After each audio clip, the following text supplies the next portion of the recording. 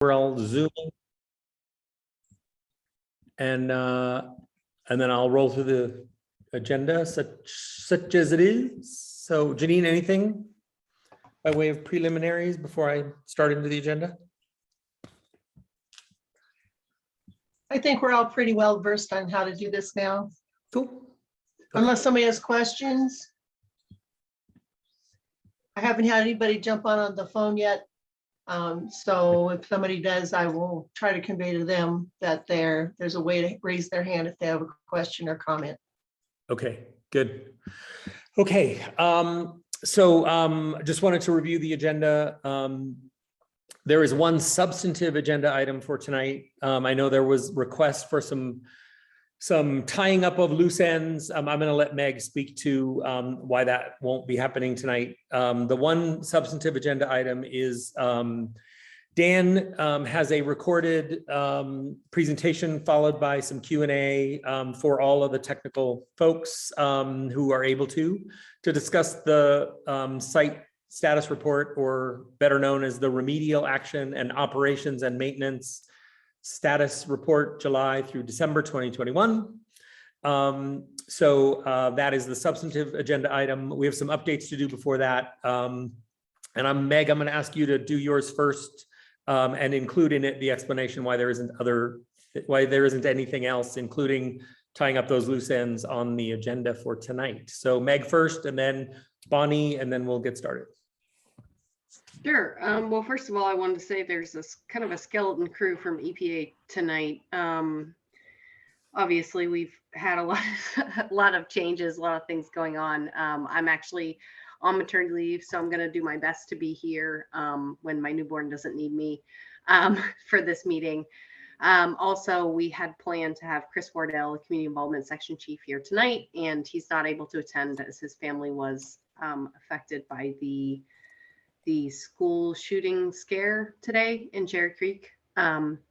So I just wanted to say we have kind of a skeleton crew tonight, but we do have Andrew Schmidt here, who's representing the Superfund Emergency Management Branch, as Linda Kiefer is also out. So thank you for your patience. As we all know, family comes first. What I will say is Bonnie and I had a conversation on Tuesday, a discussion. Chris was a part of that as well. Chris Wardell, Community Involvement Section Chief, just letting folks know about our decision to realign community involvement activities as EPA is involved going forward at the Lowry Landfill Superfund site. And I did follow that up with an email to all the CAG members. Would have been Tuesday, early afternoon, I believe, your time. Just kind of going into why we decided to go along with new tools and techniques for community involvement, including a minimum of 2 public meetings a year. But going forward, after this CAG meeting, EPA is not planning to regularly attend any Lowry Landfill Superfund site CAG meetings, so starting in June. So tonight, I think it's an important night because it represents our, transition into this O&M phase at the site, and we're going to be discussing the site status report, and then again in half a year, we would again discuss, the new site status report as it becomes available. And again, you should have received that from me via email twice. So you should have received a link to that report. It's quite lengthy. I can't attach it to the email, but a link to click on that document. It's a PDF. I sent that a few weeks ago. And then also it was linked in today's email with the agenda. And again, I apologize that you're just getting the agenda today. So that's where we are. And I know that tonight, for the majority of the presentation, we're going to turn it over to the WSDs who have prepared that site status report presentation since they put it together, the site status report. So that's all I have for EPA updates at this point. Looks like we have a hand raised, Mike. Oh, do I want more than one screen? Or no? Did someone? Yeah, Meg, it's Jennifer Talbert from CDPHE. I just wanted to make sure that I had the opportunity to respond on behalf of CDPHE just before you headed over to the work settling defendants when you're finished. Sure. I mean, I'm fine with that. Yeah, Jennifer, please, go Okay. ahead and then Bonnie's update. Great, thank you. So just so, I don't know if everybody knows who I am. I'm the remediation program manager here at CDPHE. And I just, with Meg's update and EPA's position on moving forward with community involvement, I just wanted to let everybody on the call know that it also means that it's CDPHE's last regularly scheduled CAG meeting as well, because the CAG is an organization formed under the EPA and is directly related to the Superfund process. So we'll be stepping away from those meetings as well. That said, even though the state's not participating in the regularly scheduled CAG meetings for the Lowry landfill site, it does not mean our community involvement in the area disappears. We plan to continue to engage with the community at all our sites that we regulate in the area through the processes and forums in place for each site. We recognize that community concerns remain regarding the Lowry landfill and other sites that we regulate, and we will continue to support the community and be able to answer questions that do come up either by email or phone, and when necessary, public meetings. We'll also plan to participate in the EPA-led meetings identified in that community involvement plan that Meg mentioned. And just moving forward, the best way for the community to reach us at CDPHE is through our community involvement specialists for the area. And I think you all know Janine Natterman on the Zoom meeting today, and she can properly route any questions or concerns that come up to the appropriate person at CDPHE, depending on what the issue is that arises. And so we'll plan to continue to work with our partners on the site. We'll make sure that the most up-to-date information that we have is available on our website. And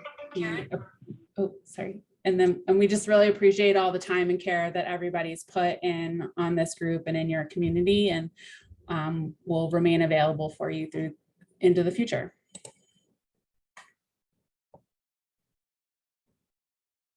That's all I have. Okay. Thanks.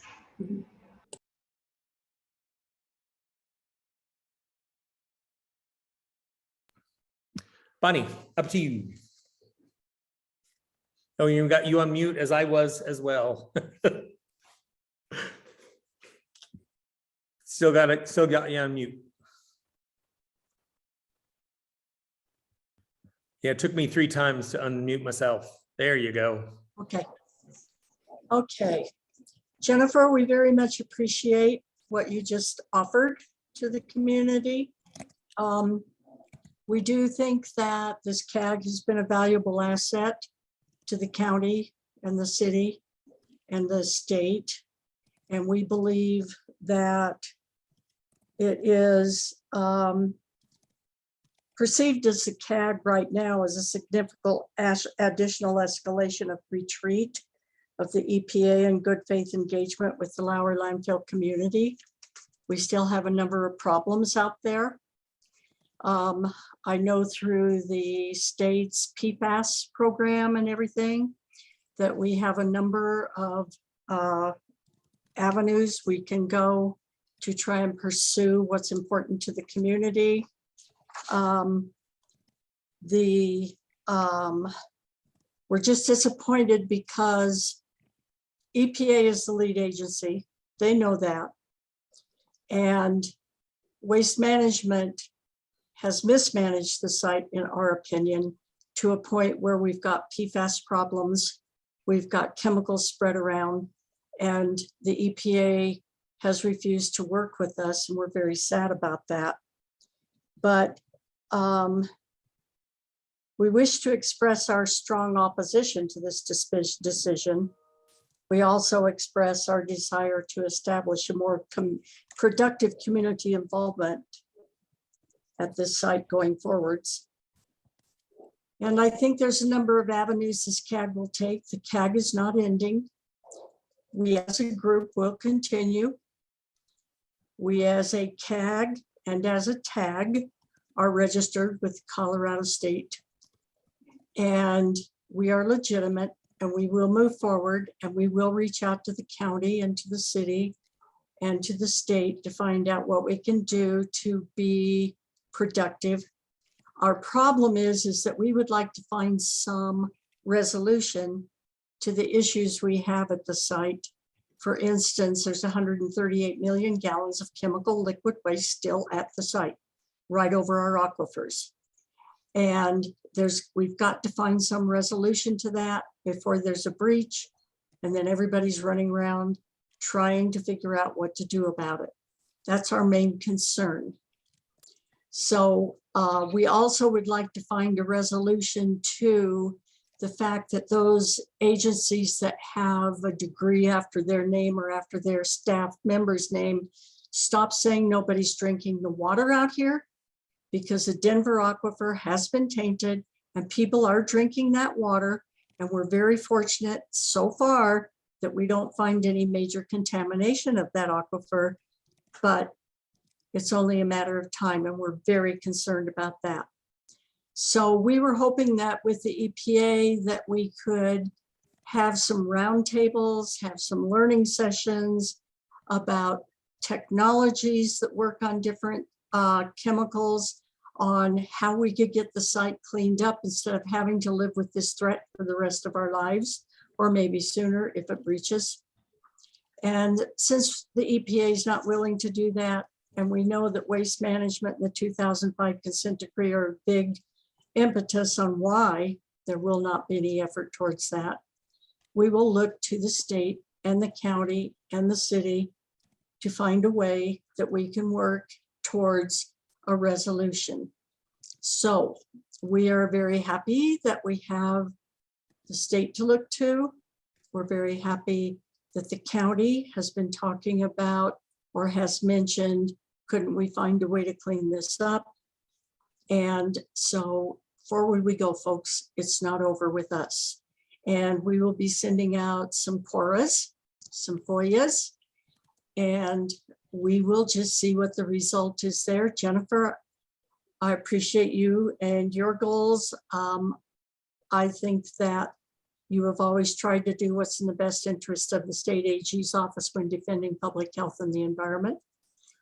So I want you to know that we intend on working closely with you, and we intend on contacting Colleen.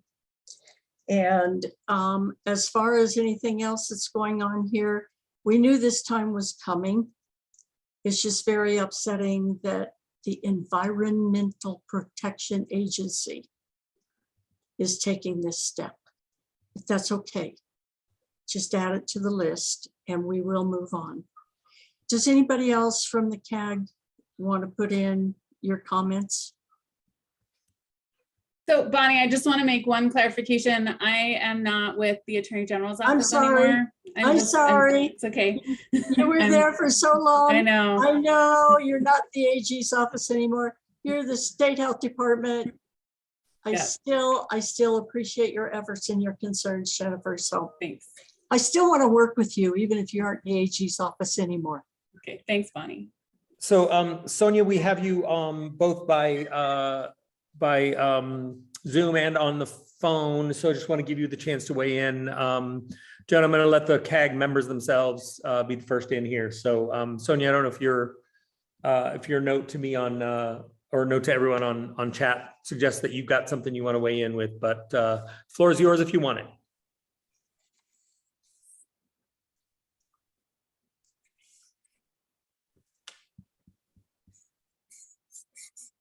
Sonia, I don't think, if you're talking, we're not hearing it. So I think you have to unmute your phone. And again, it took me 3 times to get my camera my computer unmuted. So it may take a Herculean effort if you're trying to get in.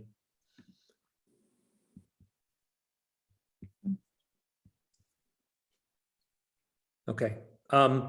We have time, so we'll come back. Hold on, wait, Mike. Yeah. So remember, Sonia, *6 to unmute.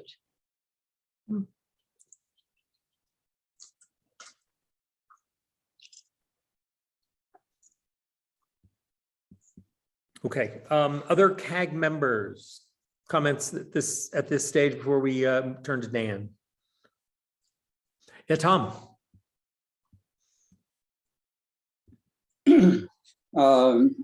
Part of the reason that I understand that the EPA has decided that they will no longer attend CAG meetings is they feel that everything is in control, and they don't feel like there's anything else left to do but maintain the site. And I would like to say that I feel that their refusal to pursue investigation of PFAS is not a good thing.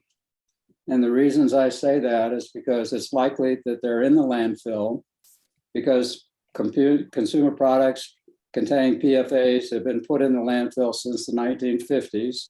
Industrial waste is a significant force of PFAS. There's 138 million gallons of industrial waste there. And sewage sludge has been deposited at the Lowry Landfill site, and it also likely contains PFAS. There are standards from the EPA which can be used to test for PFAS. The 2016 EPA Lifetime Health Advisory of 70 nanograms per liter, and the December 2019 recommendation for a groundwater screening level of 40 nanograms per liter, as well as the fact that EPA has recognized that there are 172 PFAS that are in the toxic release inventory. And while awaiting finalized groundwater MDL, can the EPA be proactive? Well, and that's they say they have to wait for the MDL in order to do anything. They can still test water treatment plant inflow and outflow and see the PFAS is present, and make sure that the water that they're putting into the treatment plant for the term, sorry, but I think it's Aurora's treatment plant, don't have PFAS that they're pushing out to everybody else. And at present, tests, if present, it should be test all monitoring wells at the site and in the plume.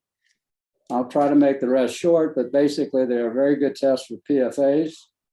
The best approved method is 1633, or it's going to be approved soon, and it tests 40 PFAS analysis. But there's also a total oxidizable precursor assay, which tests 30 times more PFAS, which they should consider using. There's a reason to be proactive because the EPA is charged with protecting human health and environment, and by not evaluating PFAS, they are not protecting the environment.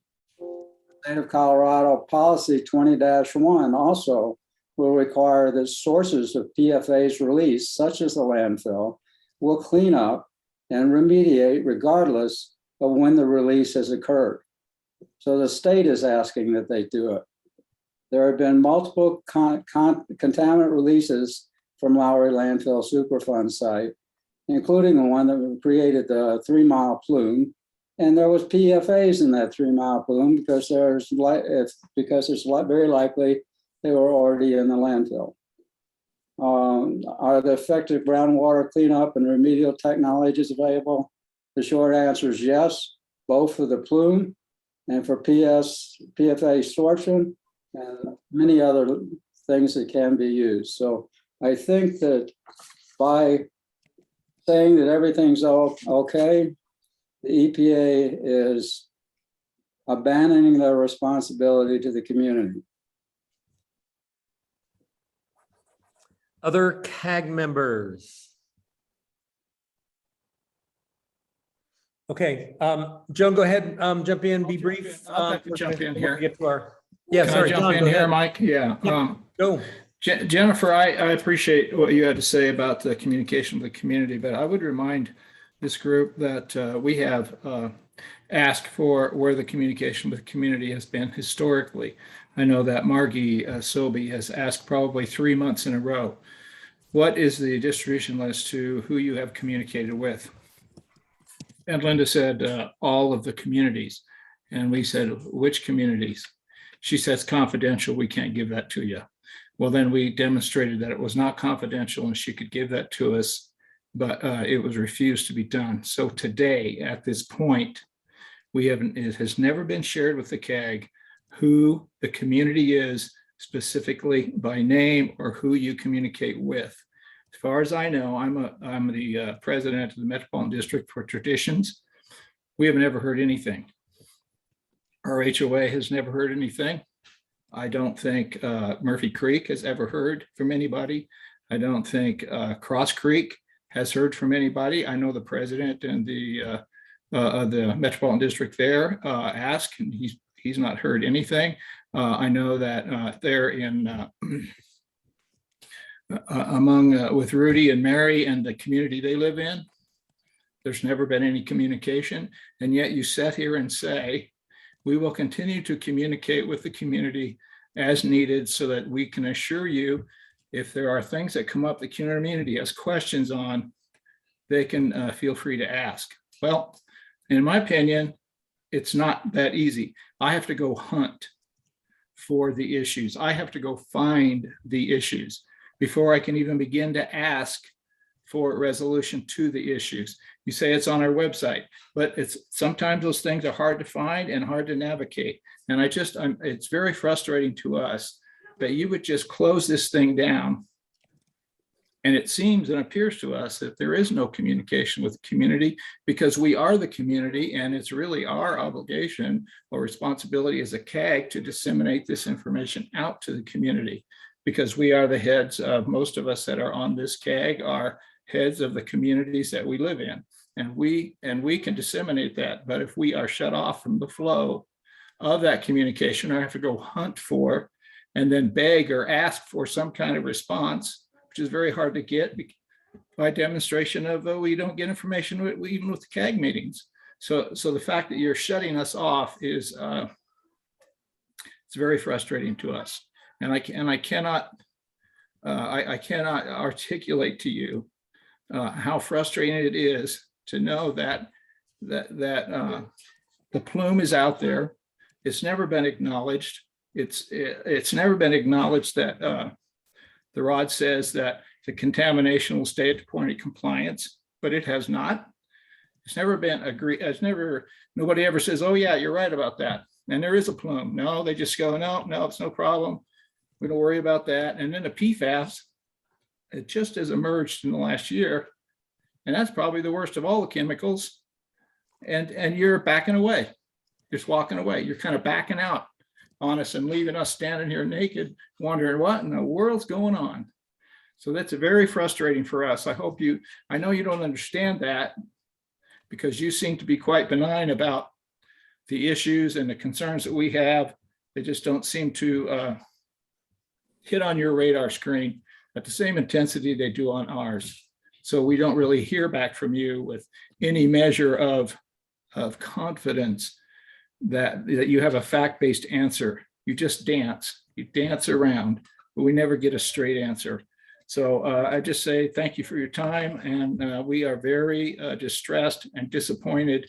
And while there may not be any meetings, we are as passionate and as concerned as we have been in the past, and we will be in the future. So we'll still continue, even though you guys won't listen to us and you're stepping back, stepping away from us and putting a barrier between us and you. We're still going to be pursuing it. Thank you. I've got a question of clarification. Wait, Oh, wait a minute. Sorry, can I gotta jump in? Well, I'd like to respond. yeah, May, Oh, hang wait, on. wait. I gotta be sure here that, John, you thanked Jennifer in the beginning for her comments. Jennifer hasn't been on our meetings before. Jennifer, John, are you aware that Jennifer's with CDPHE? She's not with the I'm just EPA? responding. I just responded to the comments that she made about Okay, What she sounded like was her obligation to help support, communicate okay, with the community. And that's why I addressed it in the way I did, because that sounded like that was something that she was committing to, which Okay. I don't see that happening. okay. As long as you understood that Jennifer Talbert is not with EPA, she's with CDPHE. And so CDPHE saying that they're not going to participate anymore is another very sad blow. But at least we have a door open to communicate with CDPHE versus EPA. Well, I think they've always been more responsive to us than has the work settling defendants who seem to run this thing, and secondarily the EPA. Those are the two that really just turn their back and don't answer. Yes, So I agree with you. thank you John. for that clarification. Okay, Meg, sorry I interrupted you. Yeah, go ahead. Yeah, so I guess I just wanted to respond. I thought that was targeted mostly at EPA. I wasn't sure that it was targeted at CDPHE, but I think you're bringing up some really good points, John, in that there's a bit of a black hole in terms of the communication with the community, and how is this really getting to the community, and how do we define what the community is? And that's actually what this realignment is about, is that EPA is trying to do a better job of engaging the community and making sure the information gets to who needs it. So we're talking about, with this, trying to use new tools and techniques that are available to us, such as direct mailings, fact sheets, postcards, even things like Google Ads or social media, things like on Nextdoor. We just started using Nextdoor as an agency. And so I think it's not about stepping away, and I understand that that's how it feels. I get it. And again, just to be clear, you're welcome to continue meeting as a CAG. It's just that we won't be in attendance. But it's about the fact that we have limited resources, and we're investing those in a different way now. We did an estimate of the number of homes, of residences within, I think it was a quarter mile or a half mile of just the site boundaries. And we came up with more than 1,500 households. And so we're talking about a large community that, you're right, they don't know what's going on at this site. And so we need to pursue, I think, a different set of tools and techniques. And that's sort of where we're going with this realignment. So I hope that helps a little bit explain. It's not necessarily that we're shutting the door. It's just that we're opening several other doors for. Clearly, Meg, I clearly understand what you're saying. I just don't believe it because it hasn't happened historically, and you have told us that it has. Okay. So until we actually see a demonstration of that, it's hard for me to accept the fact that there's going to be any change other than silence moving forward. It's very difficult. I'm sure if you ask everybody that's on this call that lives in the community, have they ever heard in any shape or form through email, Nextdoor, Facebook, direct mailing, any way, has anybody heard from the EPA or the work settling defendants regarding Lowry Landfill Superfund site? And the answer will be no. So it's hard for us to grasp what you mean when you say community. When you say community, and you're going to communicate with the community moving forward. I don't know who that is. So I understand that. And that's part of my job too, is to help define the community. And it's not just about like a physical radius, but it's also like the plume extends beyond the site. As we know, like it's about the affected people that are affected by the site, which is not like a circle or a radius or something like that. So that's part of my job as a community involvement coordinator, is to try and define the broadest definition of community, and other stakeholders as well, not just homeowners, but businesses as well, that are in the area and might be affected by the site. So, and I hear you. What you've heard is words, and maybe you haven't observed actions, but I'm hoping to change that. So you say, I've heard that PFAS doesn't volatilize. However, there is a gas station on a gun club and gun clubs, Highway 30 and gun club, that it was found in the air. Now, I don't live near there, but close enough I would get gas there. So then I would be affected, even though I live in Traditions, which is maybe a mile from there, a mile north, 3/4 of a mile, but I would still be affected. Would you communicate with me because I move about in those areas, or am I considered not a part of that? I mean, it's hard for me to answer that question because I'm not actually super familiar with that road. But yeah, I mean, that's kind of my job, is to look at how people move, where people live, where people work, where they're going, and are their lives impacted by these Superfund sites? I want to go next. Gee, my passionate is wondering, what you're saying is wonderful, what you're going to do, right? What are you guys going to do? You're going to go door to door and you're going to tell everybody that the Superfund site down there exists. But there is no danger to the public, no danger to the environment. And so everybody's safe. They're not drinking the water. Now, that's what you guys keep saying. And that's what you said in your report. Is that what you're going to do? That's simple. That's easy. Mail everybody and just tell them. But anyway, that's my comment. Now, my question is based on testing the Superfund site for PFAS. It was nice of Linda to tell us that, no, we can't do that. We cannot test a Superfund site for any chemical that has not been determined to be a hazardous chemical, hazardous waste. Now, I'm a slow old guy now, but I've been looking around trying to find where that rule is. Where's the rule that says Region 8 cannot test groundwater from existing, not drilling, existing wells on the Superfund site for PFAS? And I can't find anything. And I would really appreciate it. Maybe Meg, you can do it, but I would like to see the actual CERCLA or actual rule that says that, because I can't find it and I don't believe it. Now, I understand that maybe the WSD don't want you to do it, but you know what? I don't care. To me, EPA is in charge of our safety, our health, and the environment. Not the WSDs. They're just dumping garbage and doing things. But I'm talking about what EPA should do. So I'd like to know that. And for some reason, nobody at EPA can tell us. Now, you don't have to come to a CAG meeting so we can look you in the eye and you can tell us. Put it in writing, send it to us. I'd appreciate it. Thank you. Okay, so I'm gonna jump in here. I'm asked Sonia to email me her comments. We've tried several different ways, so hopefully I'll have something from Sonia. So Joan, very quickly, and then we're moving to Dan. Is any of this in writing? Meg, would you provide Casey Becker or the head of the EPA or Betsy Smidinger any kind of a letter to confirm what you're doing here to the Lowry Landfill CAG? That would be very important so that other CAGs can see that maybe this is a policy that's going to happen at the other Superfund sites.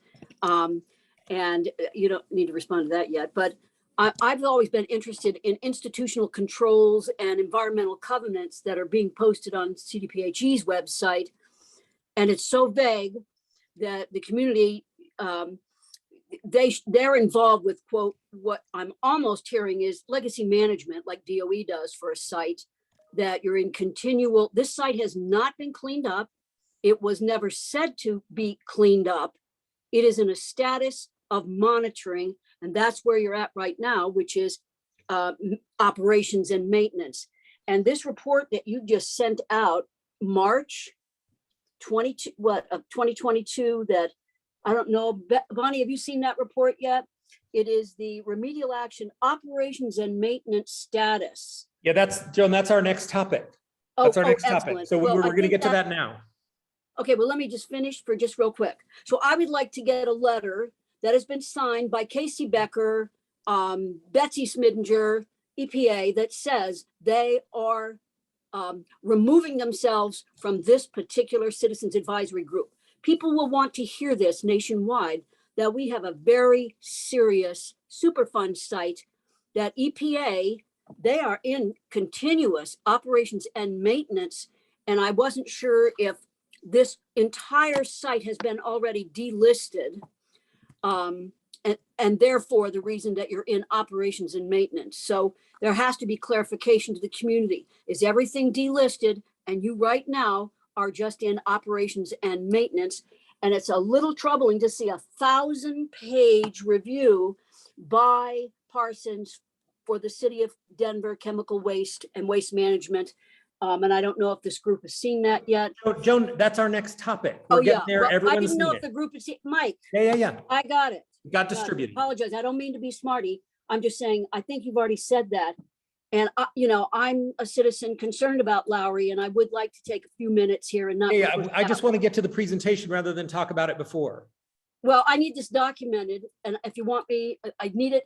I need CDPHE to also write a letter that confirms that they are pulling out of this particular Superfund site. This is not a usual Superfund site in any stretch of the imagination. So, and as I said, if they are in legacy management, operations and maintenance, they're pulling the public out in other Superfund sites from being able to watch this happen with oversight. So that's basically, if we can get CDPHE to give us a letter that they agree they're going to pull out of this CAG, and that Casey Becker, and how do we get this, Bonnie? Would you be able to, I mean, what do you think about that? I would like to see this in writing so we can share what's happening here. Yeah, so Bonnie, we got you on mute. Go ahead, and then Mary, and then Dan. I can't disagree with you, Joan. I'm going to have to think about this. I think it's important to know why everybody is withdrawing from this CAG, because it's been a valuable tool to keep information flowing. And our communities, all of the HOAs around here, look to our group now after this many years for information on the information that EPA has been putting out. They want to know how the CAG's reaction is. For instance, they've been very interested in whether or not the offsite plume is moving, whether or not there's chemicals in there, whether or not when EPA and Parsons say, oh, it's captured, it's fine. And we're all saying, but there's an offsite plume. So where's the capture zone? Tom Kraus, he worked very hard on that. And that's a big question among our HOAs now. If it's captured, why is there an offsite plume? And EPA says, well, it's decreasing, so it's really okay. Hello, the only reason the plume is decreasing is because they're not injecting water anymore. Potable water was being injected into the mass to keep the chemicals there, and it was causing a lot of problems and offsite migration. So we're not going to know for a while if there's really capture now that they've stopped injecting. And we're not going to know for a while if the dioxane is really decreasing or if it's moving on. And so until we see the results of stopping the injection, we're not going to really know. And that's why I think what you're suggesting is, could CDPHE and EPA, I think Meg feels her email to us says why EPA is dropping off. They want to better communicate with the community. But it would be good to know why CDPHE has decided to drop off. I have a feeling, though, that we will hear it's because EPA is the lead agency and the state doesn't have much power where EPA takes the lead. So Bonnie, just real quick. So let me get Mary. CDPHE Joan, I need to get Mary in here. I promised her she's up next. what Joan. did you say, Joan? Joan, I Would want to you get Mary allow me- in here next. Would you be okay if, I mean, if you don't want to send a letter to EPA, I can certainly send a letter to the EPA so I can distribute it to the other CAGs, because Yeah. I've got a feeling this is going on. I can do that. You I'm have not a sure perfect, about you that. have a perfect right to do that, Joan. Thank and you. And this so last I have report no that is problem just with it. come out. This last Okay, report so- that you're gonna, Mike, I know, discuss now. Yes, so Mary's was up just- next. Okay, Mary, sorry, are you insulted or are you okay sitting there waiting to get on? Are you okay with Joan talking? We're sorry if we interrupted you. Yes, we Can't are. hear you. Rudy and I both had something to say, so we are a two-part, one-screen question probably. Okay. But my question is for Meg, and I see a blank screen, so I don't want to talk to a blank screen. I could hold my question until she comes back into the meeting. Yeah, she's had to step away for a minute. So, Okay. Dan, let me So give. I'll wait. We'll Okay. bypass. Yeah. All right, Dan, let me give you the floor so you can talk about the site status report, do the recording, and then hopefully Meg will Wait a rejoin. minute, And we'll get back. wait a minute. I'm sorry. Before Yeah. we go further with that, I'm on the phone. This is Margie Sobey. I didn't know how to raise my hand, so I Okay. apologize for just butting in. But I would like to follow up on what John said. And my initial reaction when I read the email about additional community involvement and better community involvement, well, I guess first of all, I'd like to say anything would be an improvement. But I don't know what could possibly be done without involving those of us who are in the CAG. So I'm not suggesting that's not going to be done. I'm just going to sit back and wait to see, because if we are not involved in that, then this is as big a sham as I think it is. But I'm willing to wait and see how it all plays out. But first blush is this is just one big it's unheard of to me. This was so ridiculous. I can't even believe it. And I'm hopeful that the new community involvement person will become familiar with Gun Club Road so that she will know who the affected communities are. And thank you very much. I appreciate you letting me make my comment. Of course, Margie, sorry to have missed that opportunity. So again, I think Meg is still away. So Dan, I want to give you the chance to move to that next item. And then when Meg comes back in, Mary, you'll get your shot. Okay, Janine? Mike, Yeah. may I please ask you what happens to the questions we sent this afternoon? I don't think there's anyone here to answer them, which is what Meg said at the opening. I You thought don't have that's what Linda, she you know, said. so I they're, thought that's what she said. I had to make sure. I Yep. told the group when we formed those letters, there probably wouldn't be anybody available to Yeah. answer, but they're still there. We're Yep. still going to ask that they be responded to. Thank you, Michael. okay, I had to clarify that. yep, Okay, thank you. okay. Janine, do you need something? For folks on the phone, if you want your hand, you want to be acknowledged for having comment or question, please press *9. That will raise your hand. So Beautiful, okay. Whatever Dan, happened to Sonia? Sonia's gonna type and send to me, but she hasn't done it yet. So that's the only way we could figure it out. So she's gonna send it to me by email. Okay, Dan. All right. You're up. So Mike, I'm actually going to live present this. I wasn't going to play the Oh, video. okay. Is that because the last time I did a video, people had trouble with audio, so I thought it'd be Yeah. easier just to go through it. Yeah. So I'm going to share my screen, and please let me know when you can see the slides. Can see them. Okay. Go into slideshow mode so you can see them a little better. Oh, it's playing. Hang on. I don't want it to play the video.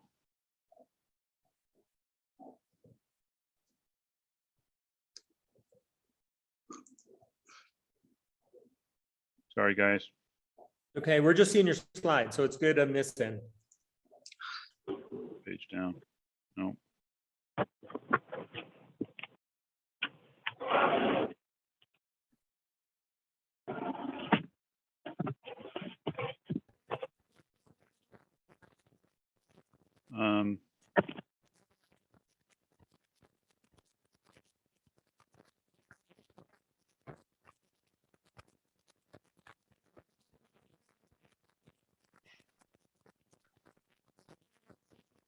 All right.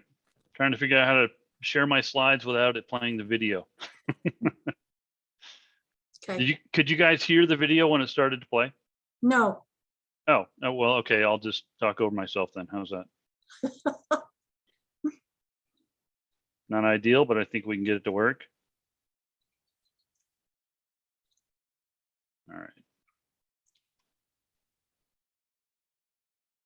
Okay. Now I will reshare. Sorry for the delay again. Your screen.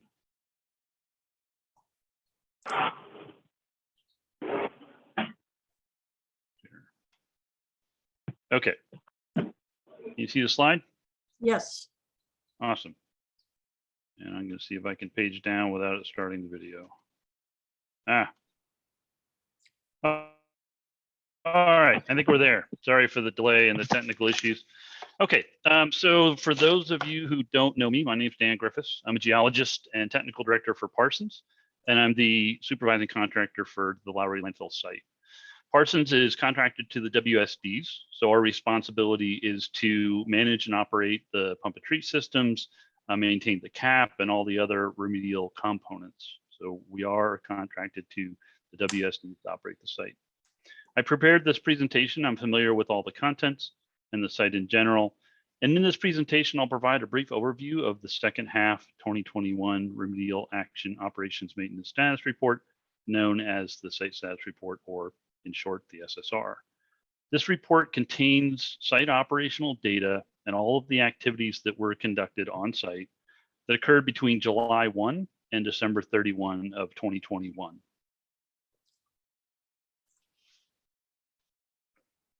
Awesome, it's actually working. So first, some background information.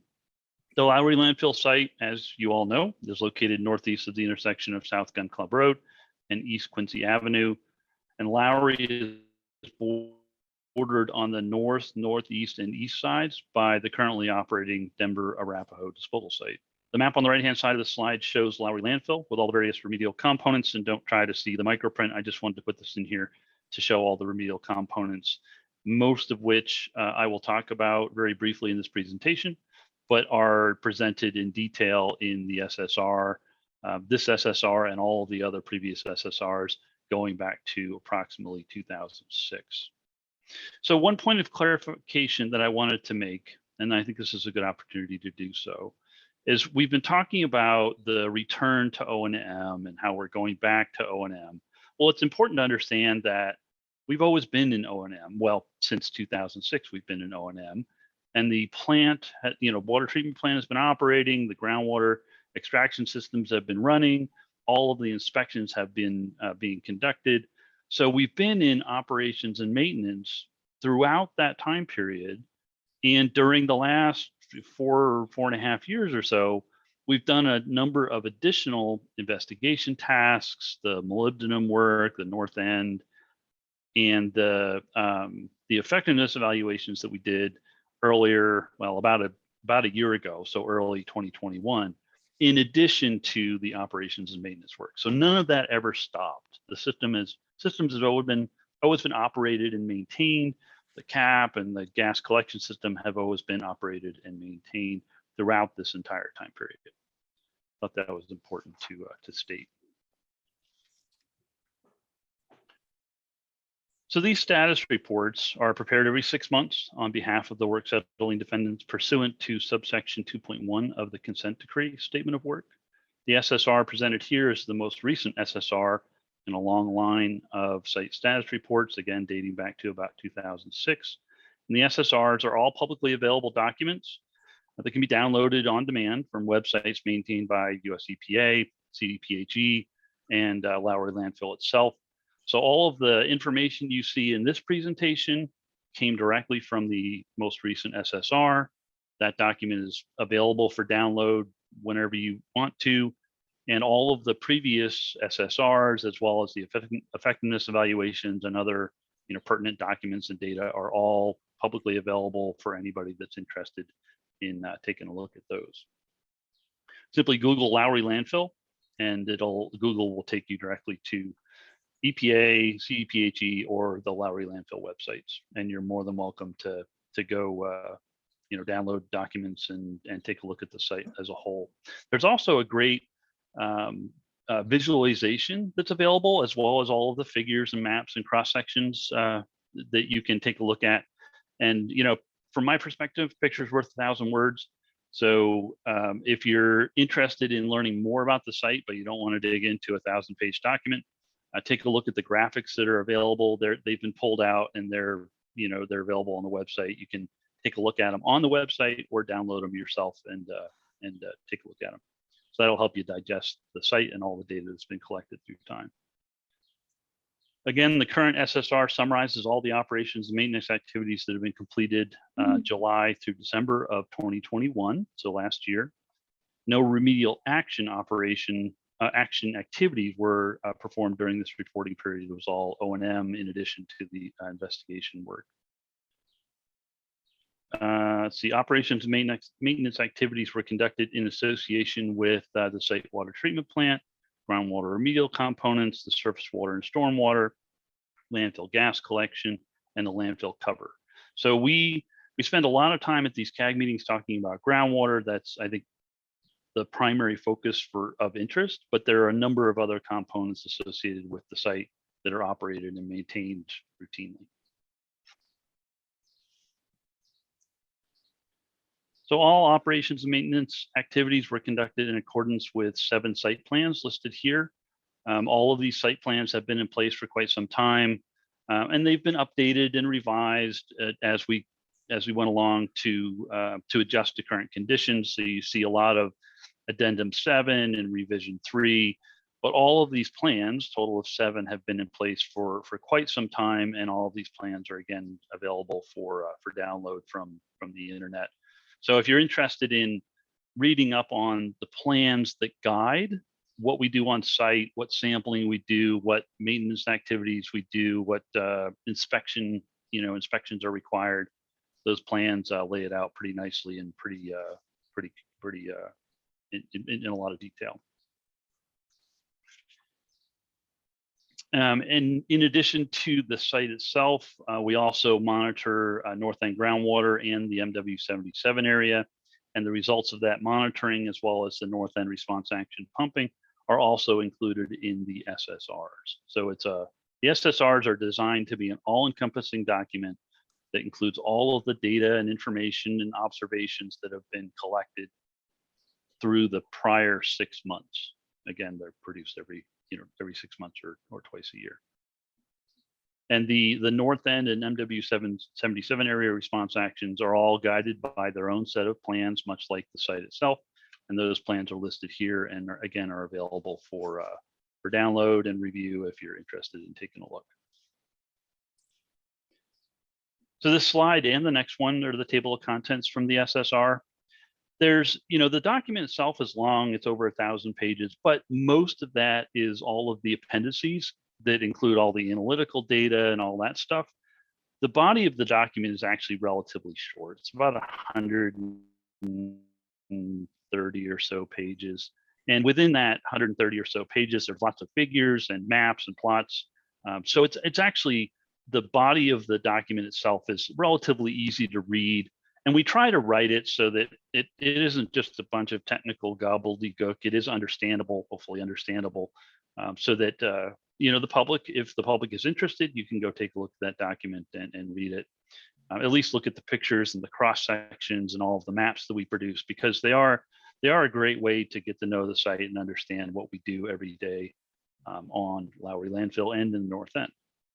So the table of contents, it starts with operations of the water treatment plant, how much water it treated during the reporting time frame, the data that was collected, and then it goes on all the way through any problems that were encountered during the operation of the plant and the site, and recommendations for avoiding or fixing those problems that may have occurred during the reporting phase.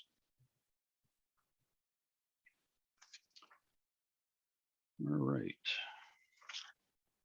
So this slide presents just the key areas of the SSR. This comes directly from the SSR document itself.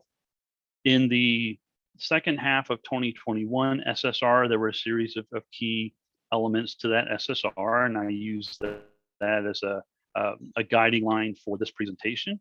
So this presentation follows directly from the executive summary from the SSR, as well as all of the the detail that's presented in the body of the SSR. And we'll focus briefly in this presentation on each of these major factors. But there's a lot more within the document itself on each one of these that I would invite you to go take a look at.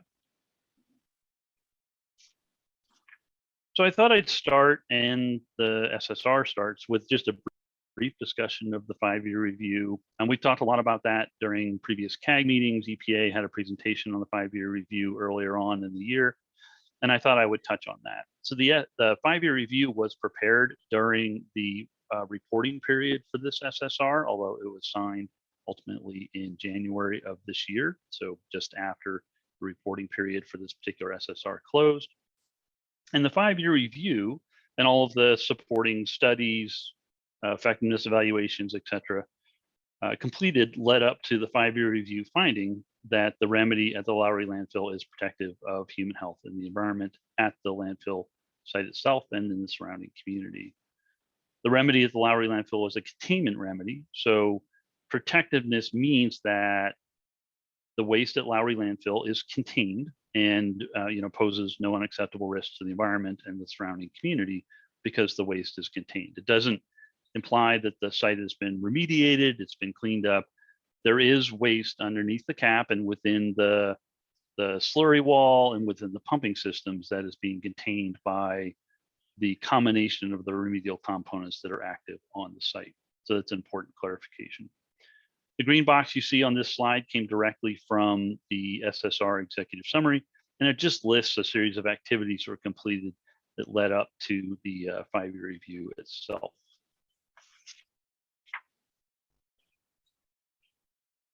And this slide presents a list of effectiveness evaluations that were conducted for each of the groundwater remedial components, total of 7, as well as the voluntary actions that were completed in the fall of 2020 and the spring of 2021. Each of these effectiveness evaluations are available for download and review. So if you're interested in digging into the nuts and bolts of the effectiveness evaluations themselves, you're more than welcome to do so. And the sum of all these effectiveness evaluations adds up to the conclusion that the remedy itself, which is built with these components, is also working as intended because the components are working as intended. A couple documents were also finalized during the reporting period. One is the North End Groundwater Monitoring Plan, and we revised that again to add a little bit more sampling. The conceptual site model was updated through last year, starting really in terms of public review in about April, but it was finalized during the reporting period. And then the North Boundary Barrier Wall Containment System evaluation was also finalized during this reporting period. And we had a number of meetings last year to discuss the conceptual site model and the North Boundary Barrier Wall Containment System evaluation. I remember Paul Rosasco did a nice presentation on the NBBW containment system evaluation for the CAG meeting. We had a lot of great discussion around that document.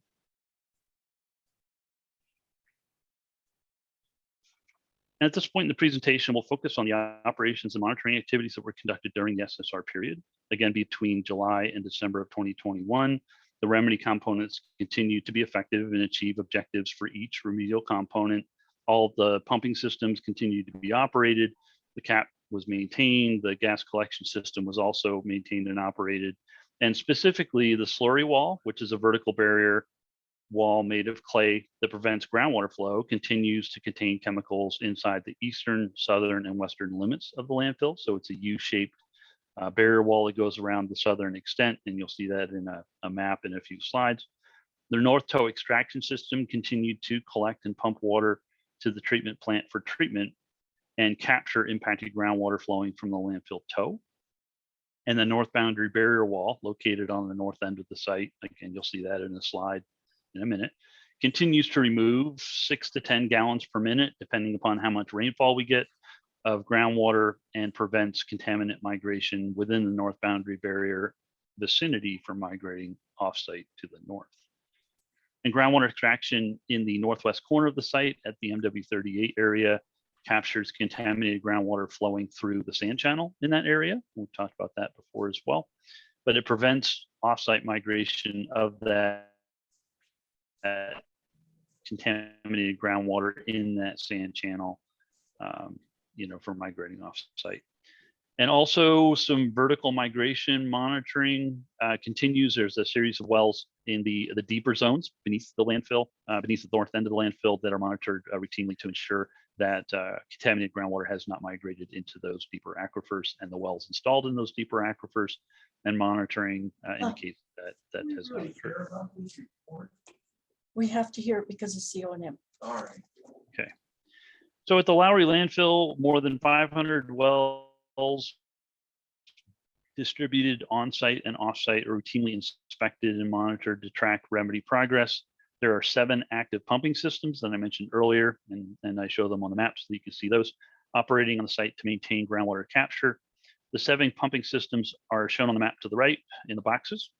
The slurry wall that I mentioned earlier in the slide before is the red line, the red kind of horseshoe shaped line that goes around the southwest, south, and southeast sides of Lowry landfill. And data collected during the reporting period indicates that the monitoring system continues to be effective. And you see I added groundwater flow arrows to the south side around the barrier wall to help you interpret very quickly the potentiometric surface map, those skinny blue lines, and to show direction of groundwater flow in the south end where that barrier wall is located. Within the 500 or so monitoring wells on site, 60 wells located in key areas have been identified as compliance wells. Sampling at these 60 wells is conducted quarterly for 29 different indicator chemicals to monitor the performance of the groundwater remedy. And during the reporting period, 52 wells were in compliance, in that concentrations of all of the indicator chemicals were below performance standards, and 8 wells were out of compliance or potentially out of compliance as indicated by the red dots on the map. Additional response actions in the form of supplemental groundwater extraction or groundwater pumping continued at all 8 well locations in accordance with the groundwater monitoring plan to control or eliminate groundwater flow in these areas. And I'll point out that I mentioned earlier, there are a series of plans that describe in great detail what we'll do on the site to monitor, to maintain, to operate. One of them is the groundwater monitoring plan. It's a key document that explains all of the stuff that we do to maintain the systems that are operating. Part of that plan is a series of steps and measures that will be taken if something occurs, like there's a well that's out of compliance. And then there's a series of tiered approaches to deal with that out of compliance well. So all 8 out of compliance wells currently have been managed through additional pumping and additional sampling in accordance with that groundwater monitoring plan.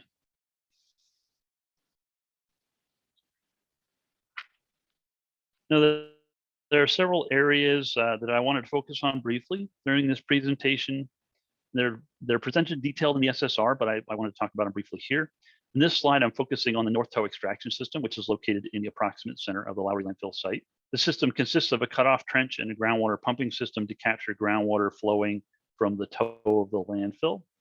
The performance indicator for this system, in order to determine if it's meeting objectives, is to extract enough groundwater from the trench itself to maintain the water level within the extraction trench as below the bottom of alluvium, which is an indicator that all the groundwater flowing into this area from the north toe of the landfill is being captured, extracted, pumped to the treatment plant, and then treated to destroy or remove all the contaminants within that water stream to meet discharge standards, and it's discharged to the Metro water treatment system for further treatment.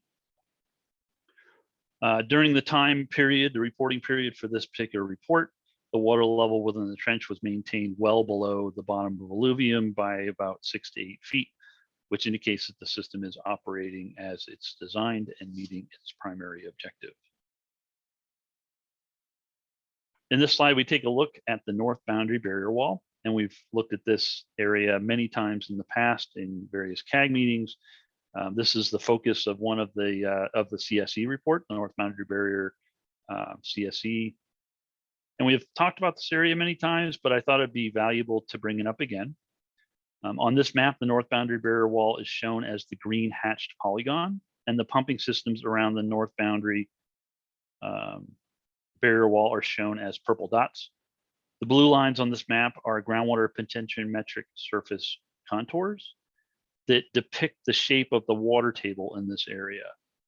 And the red arrows you see are designed to indicate direction of groundwater flow. And the yellow highlighted area is the area of capture for the north boundary barrier wall system. And it means that if you interpret the capture area, the potentiometric surface map, and the groundwater flow arrows, means that contaminants present within this yellow highlighted region are captured by the pumping system, can't flow in the down gradient direction because they're captured, and will ultimately be removed by the pumping system as long as it's maintained in its current condition, which it will based on the operations plans that I talked about earlier in this presentation. Just a reminder that this is a figure out of the SSR. It's figure 416. So if you want additional detail about this particular figure, I know it's small because I'm presenting the entire figure in a slideshow, but you can go take a look at this figure. It's in the SSR in addition to a whole bunch of other figures and data tables and text around the operation of this particular remedial component and how it operated over the last 6 months. And on this slide, we look at the MW38 sand channel located on the northwest corner of the site. Much like the last slide, the blue lines are potentiometric surface contours that depict the shape of the water table in this area. Extraction wells are shown as red dots in this case, and the compliance well in this area is shown as the blue dot. Red arrows show the direction of groundwater flow, and as you can see, groundwater flow is inward toward the sand channel itself, depicted as the purple line. And the chart on the left side of the slide shows contaminant concentrations measured in the groundwater compliance well. And as you can see, contaminant concentrations continue to decline. The time scale on that chart is about 16 years, so it represents the entire pumping history for the MW38 sand channel. And essentially, as the system has operated for the last 16 years, it's continued to drive the contaminant concentrations in that compliance well downward. And this is actually one of the wells that's one of the red dots on the map I showed earlier. It's a well that's out of compliance, but in this case, this is a great example where we're doing additional pumping, upgrading of the compliance well, and also downgrading the compliance well to ensure that contaminants that are measured at this well that are causing that out of the compliance system are being captured, extracted, and can't migrate in the down gradient direction. So a great example where the groundwater monitoring plan was used as it's intended to establish steps that were taken to deal with this out of compliance issue, and that those steps are additional pumping, additional groundwater extraction, and additional capture so that the contaminants that are represented at this well are extracted and can't migrate down gradient. And just a couple more technical slides, so bear with me. In the north end, which is shown in this slide, this is really the final remedial component that I'll talk about, that I'll highlight in this presentation. Again, presented in great detail in the SSR. This is the groundwater extraction in the north end. The map to the right represents the area between Yale and the north boundary barrier wall. So at the top of the map, you have Yale, and at the bottom of the map, you have the north boundary barrier wall. This is the region in between. There are a total of 5 pumping areas in this area or zone, and extraction occurs within each of these areas to remove 1,4-dioxane mass. The primary objective of this area and the pumping in this area is to accelerate 1,4-dioxane mass removal and pull it out of the ground, ship it to the pump and treat or the treatment plant, treat it, destroy the 1,4-dioxane, and then discharge the extracted water stream to the metro water treatment system for additional treatment. And this is just a map of the north end between Yale and Mississippi. And I've shown this map before. I updated the trend charts. This is directly out of the most recent SSR that was published in March, figures 435 and 440. I understand that the trend charts themselves are small, but I put these on primarily so that you can see the shape of the trend charts, not necessarily the numbers. You can definitely go back to the SSR itself to look at the numbers on the vertical axes for 1,4-dioxane concentrations. But it's important to see that concentrations continue to decline. They've been in decline for quite some time, basically since North End response action started. And the goal of pumping in the North End is to remove mass. It's not necessarily to capture anything. It's really to accelerate the removal, recovery, and destruction of that 1,4-dioxane mass in groundwater. So finally, a few words on the treatment plant itself, just to complete the groundwater story at Lowry. Have a little bit of information on the plant. During the reporting phase, which again was July through December, we treated approximately 1.5 million gallons of water using the biological treatment system and advanced oxidation.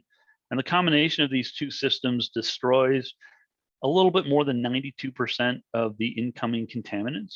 And then the water is discharged to the Metro sewer system in compliance with our discharge standards for additional treatment. We also have a third system in the plant that we added last fall. It's the ion exchange system that we installed to remove molybdenum from the water stream. And that ion exchange system removes 99% plus of the molybdenum coming into the plant in the water stream, and then the clean water is discharged. After the treated water is discharged, it goes to Metro's treatment plant for further treatment before it's eventually discharged by Metro. The on-site plant removes or destroys all of the chemicals that come into the plant to meet safe standards before the water leaves the site. So we throughout the reporting period, we met all of our discharge standards through the plant. And the plant is designed to use treatment processes that leave as minimal an environmental footprint as possible. A lot of the water is treated with the biological treatment system, the BTS, which uses natural microorganisms to destroy the 1,4-dioxane and the other contaminants in the plant and discharge cleaner water to Metro. So just a couple slides left. At this point, we'll depart from the groundwater story and talk briefly about the other remedial components that are maintained and operated on the site. First, we have the landfill gas collection system. Now, the waste at the landfill is covered and it's contained. So any gases that are generated during the degradation of the waste in the landfill have to be captured in order to maintain containment. And the gas system consists of 64 gas extraction wells, condensate traps, piping, 2 flares, and the gas to energy plant. The system removes about 5,000 tons of methane each year that's produced through the degradation of the waste in the landfill. And that 5,000 tons of methane goes to the gas to energy plant, and the gas to energy plant uses that methane to generate electricity it's sufficient to supply power to about 2,500 homes in the area. The electricity goes right into the grid. During the reporting period, this system was maintained and operated with no issues identified. And more information on the gas collection system, the GTAP, et cetera, is available in the SSR in Appendix D. So if anybody's curious about the gas collection, how we use the gas to generate power, I invite you to check out Appendix D. It's pretty interesting reading. And as mentioned in the previous slide, the landfill is covered with a layer of compacted clay and soil ranging from 4 to 12 feet thick. This cover reduces infiltration of rain and snowmelt into the landfill, which minimizes the potential for groundwater impacts. And during the course of the reporting period, the cover was routinely monitored to look for any settlement issues or other issues between July and December of last year. And during that time frame, all of the CAP inspections didn't uncover any issues that may have caused an issue with the CAP. And finally, stormwater monitoring. Stormwater is monitored on the site. If we get a storm of sufficient size to cause stormwater flow, then samples are collected. During the reporting period, we didn't get any stormwater samples or because there were no storms of sufficient size. And unfortunately, this is becoming really the norm as as conditions continue to dry in the Front Range. We get less and less rain and snowfall. And during the second 6-month period last year, we got no storms of sufficient size to cause stormwater runoff. And during the next reporting period, which is essentially right now, we'll continue to monitor the stormwater ditches. And if we get a rainstorm, hopefully we'll get a rainstorm of significant size, we'll grab samples of that stormwater flow and have them analyzed per the stormwater management plan. So that concludes the presentation on the SSR. Again, this SSR and a number of the historic SSR documents are available online, at least 3 different websites that you can access them at.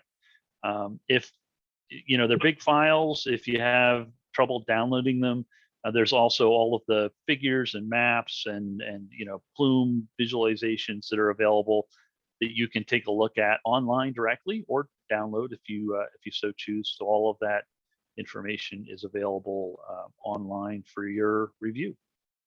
And that brings me to the end. Okay, so let me jump in. I know that Sonia has been able to unmute. Then we'll go to Mary, and that'll give you the chance to do the things you were going to say earlier. Then we'll move to questions for Dan, and the first one comes from John. So, John, you dropped a question in the chat. I'm going to let you ask it out loud. So, Sonia first.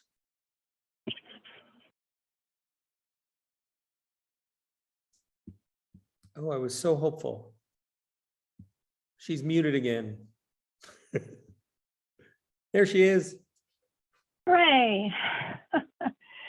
Thanks for your support to get me on the phone. My comment is not in reference to this excellent presentation, but I'm happy to finally be able to make it. So here's what I have to say. The EPA's last minute notice to the Citizens Advisory Group for Lowry Landfill Superfund site, sent May 24th, notified us that the meeting on the 26th would be the last CAG meeting that the EPA would attend, invite other government agencies to, and provide YouTube public access for. Yet, the EPA claimed it's moving forward with expanded community involvement tools and techniques to engage the community of the Lowry Landfill Superfund site. It's important for the EPA and all other agencies and representatives involved in EPA efforts at the site to be aware of the background and context of the EPA letter in the eyes of the surrounding community. The EPA has been incrementally retreating on community involvement efforts for this site for some time. For example, denying the CAG access to informative technical meetings it gave access to in the past, failing to provide straightforward written or oral responses that specifically address ongoing and emerging community site concerns, removing the technical advisor grant the CAG had, and thus removing CAG access to independent expert understanding of site issues after our advisor detailed his expert support for our site concerns to the EPA. Therefore, the notice that the EPA will no longer attend and support monthly meetings with the CAG is of course perceived by us as a significant additional escalation of retreat in EPA good faith engagement with the Lowry landfill community. For the EPA's guidelines for CAGs and community involvement that your letter referenced, our CAG has met all the indicators of a highly effective CAG and none of those for poorly functioning ones. We have great leadership, active participation. We all volunteer time each week, informing ourselves on issues and new developments of the site, and preparing information to share with local government and the surrounding community, HOAs, etc. Most members live in the communities surrounding the site. We diligently represent sites surrounding communities and larger communities.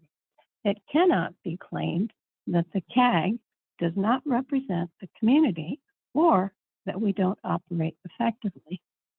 Finally, per the EPA guideline language, we might satisfy the criteria of contentiousness or insufficiently collaborative, but this is only because we're dedicated to getting our significant site concerns appropriately addressed by the EPA, and we will not collaborate on silencing those concerns. As the guidelines emphasize repeatedly, the EPA should not control the CAG. The CAG belongs to the community. Our CAG will continue representing the Lowry landfill community and dedicating itself to getting community concerns regarding the site productively addressed. Thank you.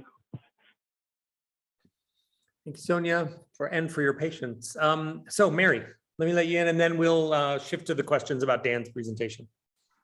Okay, so I'm going to go ahead and allow Rudy to speak first, if you would authorize that.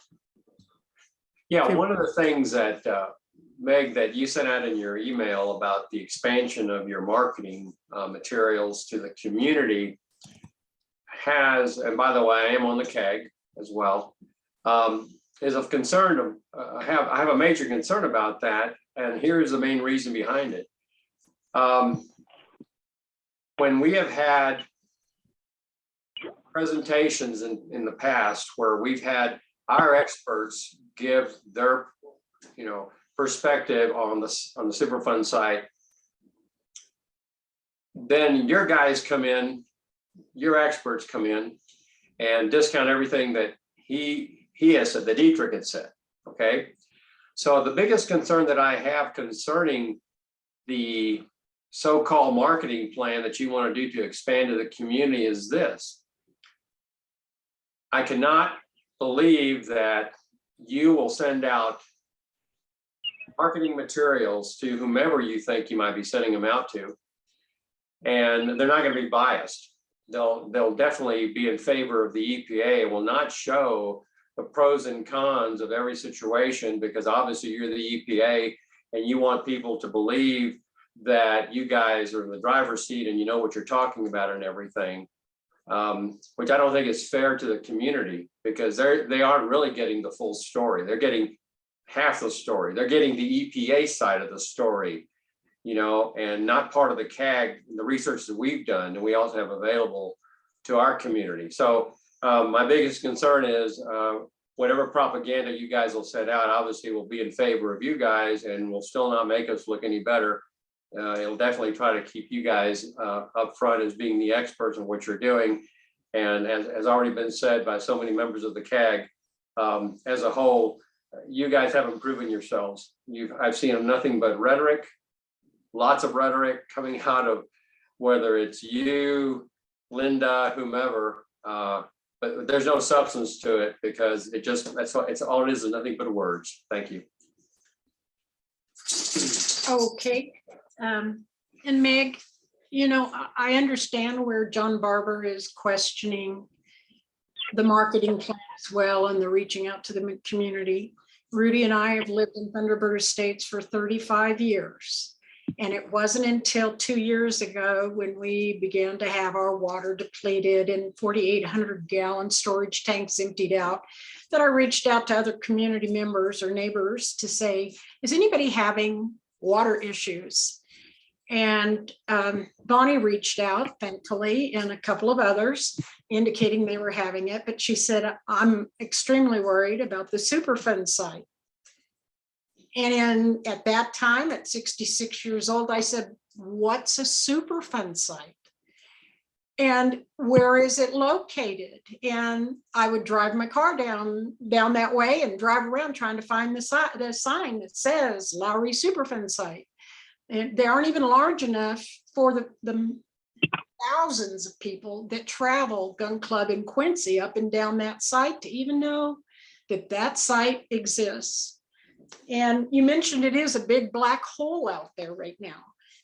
when Margie brought up the fact that EPA would not provide us with who you communicated with in terms of the community on the 5th year in review, which I still can't understand why it was done in 4.5 years. And the one before that, that 5th year in review was done in less time than 5 years.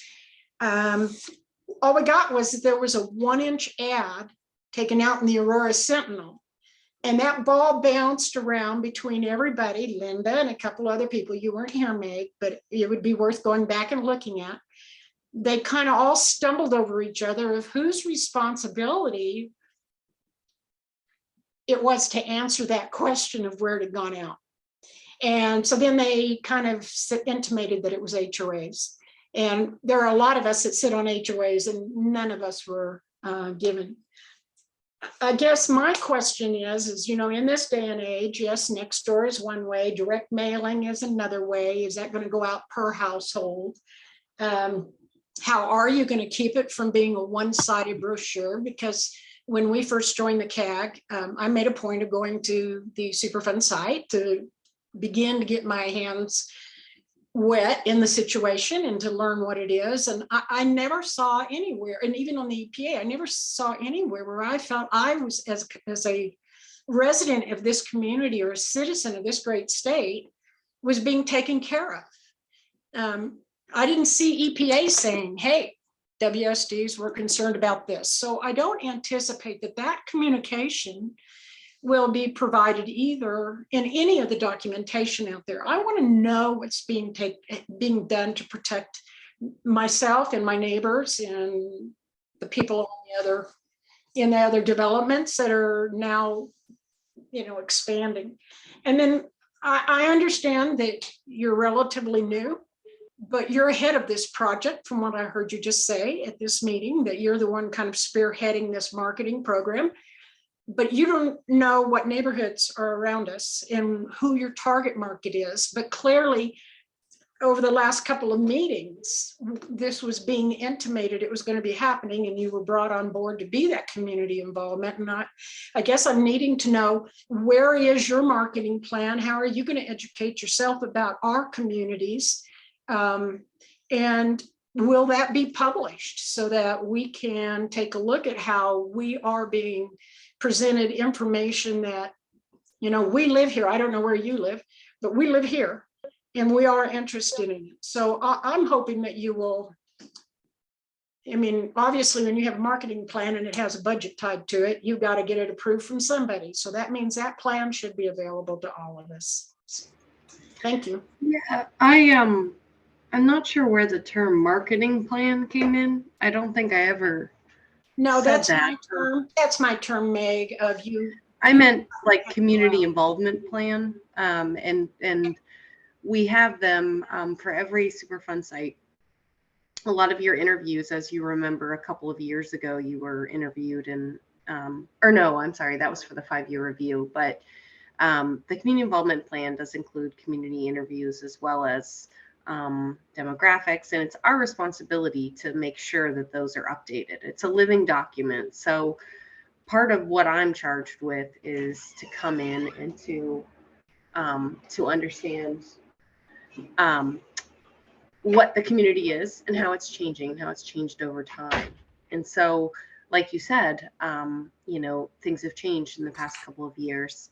And there are new opportunities available to us now. Things like I mentioned, like the Google ads, like we previously weren't allowed to do that as a government agency, or we didn't have access to that. So now we can do that. Now we can use things like Nextdoor.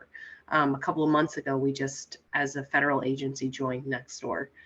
And so I'm excited to try to use these new tools to reach the community, but also to redefine. I mean, there's been a lot of development in the area, as you all know. And so there may be people who've moved in who aren't aware at all of this site or this CAG or anything. And so we're kind of moving towards this model of trying to do a minimum of 2 public meetings per year, where we have an opportunity to get that feedback from not only you as a CAG, but also from the public, because your understanding may be way higher than the average person who, for example, like myself, right? I'm new to the Denver area. Like, what if I just moved in and I just want to learn the basics, right? So you guys are up here and they're here in their level of understanding. So we have to understand who is making up our community, how to meet them with the information that they actually need. And so, like I said, we're looking at a minimum of 2 public meetings a year that we would advertise in a variety of ways, not necessarily in the newspaper. We are required by law to publish things in the newspaper. I think it's really silly, quite honestly, because no one reads the newspaper and they're small ads. And there are a lot better ways that we can reach a lot more people, in my opinion. And so I'd like to advertise those meetings in that way, in a variety of different ways, in addition to the newspaper, since we are required, for example, with the 5-year review, as you mentioned, to publish the ads like in the newspaper. But so I hope that answers a little bit of your question. I know there was a lot in there. So I hope that is. How are you going to assess the effectiveness of these new approaches that don't include us, that are actively, proactively going out to our communities?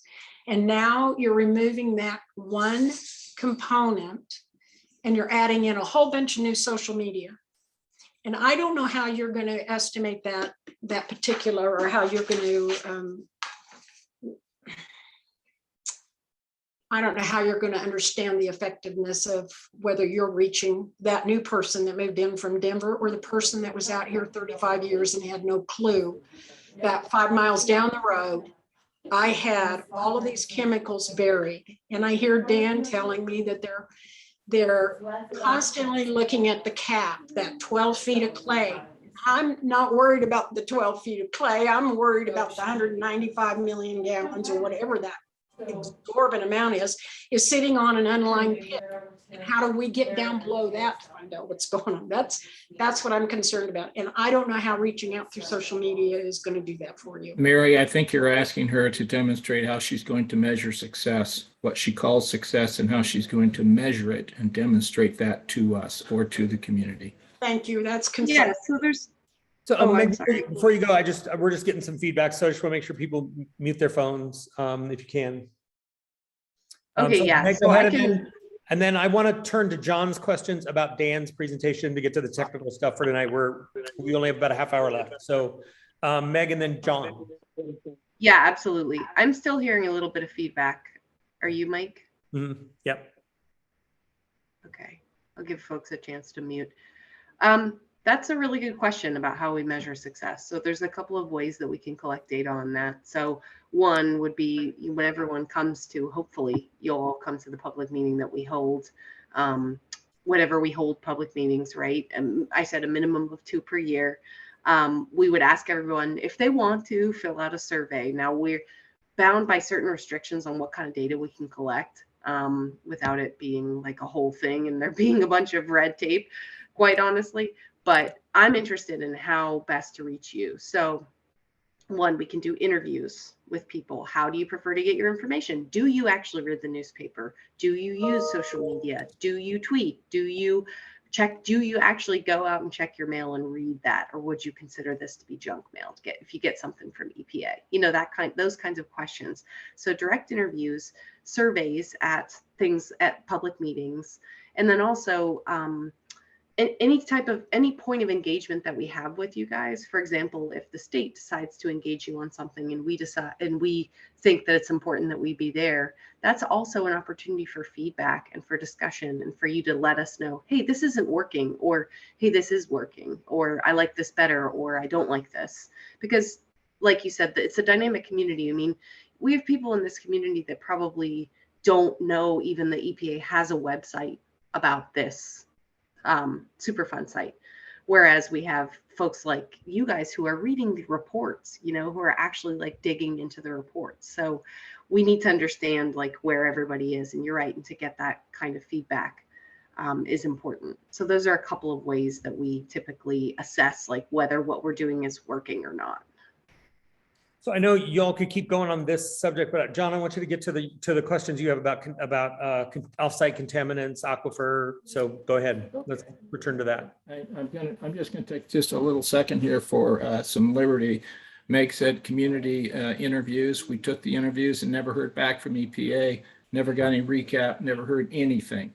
So I just wanted to let her know that that never happened, at least as far as I'm concerned. When it comes to the technical things that go on this site, it's the collaboration of the entities behind the curtain. They come to agreement, whether they agree or not. They come to agreement, jump out from behind a curtain, and say, "All right, here's the deal, and here's what we're going to do, and here's we're going to move forward. If you want to have some input, you can, but it won't matter because we've already made the decision.